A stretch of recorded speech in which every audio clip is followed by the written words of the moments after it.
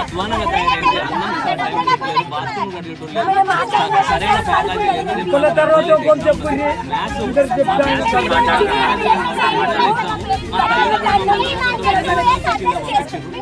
పంపించేది పొద్దున ఎగ్జామ్ లో ఫ్యాకల్టీ లేదు కాబట్టి నేను ఎగ్జామ్ రాస్తే ఫెయిల్ అయింది. దానికి బాధ్యత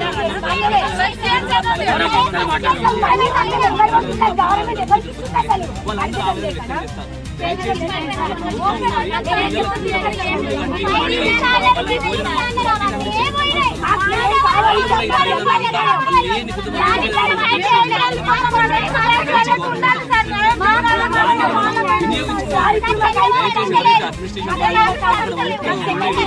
మొత్తం పురుగులా ఉన్నాం. ఆ నీళ్ళ చాలా తినే బద్దలు వాళ్ళ పిల్లలు ఎట్లంటే మనకు కూడా పిల్లలు వాళ్ళ తల్లిదండ్రులు మన బాధ్యతగా మనం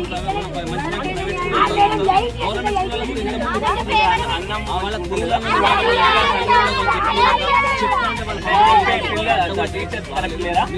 పెట్టుకుని మన పిల్లలైతే ఎట్లయితే మనకు వెళ్ళకపోతే ఎట్లయితే మన చెరుకో బిడ్డ ఎట్లయితే ఆవేదన పడతారు ఆ తల్లిదండ్రులు కూడా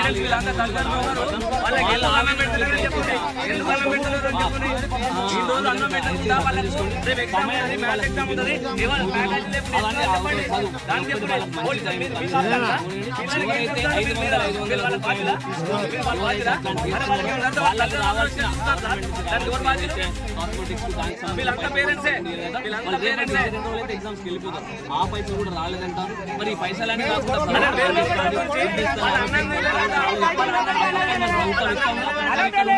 అధికారం తీసుకుంటారు.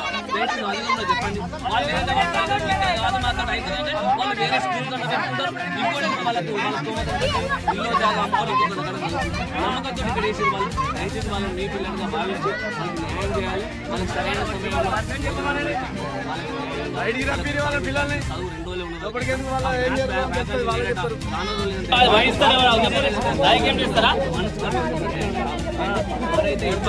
వాళ్ళకి అన్నం పెట్టకుండా అదే ఎందుకు చెప్తారు? వేరే వాళ్ళు చెప్తే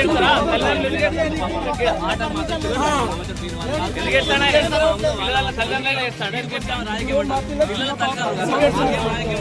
వాళ్ళకి మంచిగా పెట్టమని రాజకీయం చేస్తారు.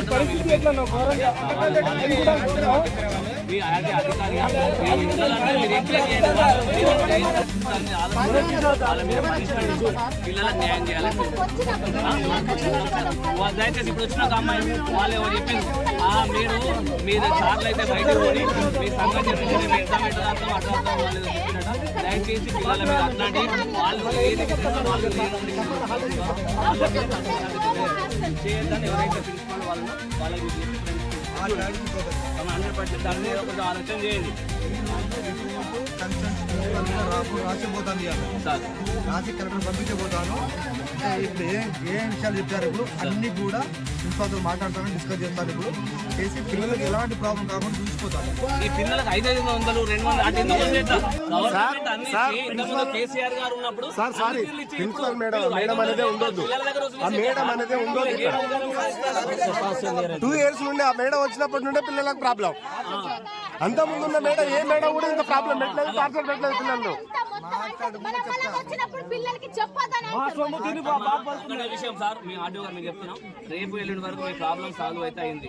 లేకుంటే మాత్రం మేము అందరం కూడా బీఆర్ఎస్ పార్టీ పక్షాన పిల్లల తల్లిదండ్రులు అందరిని తీసుకొని కూడా కట్టుకొని వస్తాం. అదే స్కూల్ ముంగట పిల్లలను తీసుకొని వచ్చి మేము చౌరస్తారా మేము ధర్నా చేస్తాం సార్. దయచేసి మాత్రం మీరు ఆలోచన చేయండి.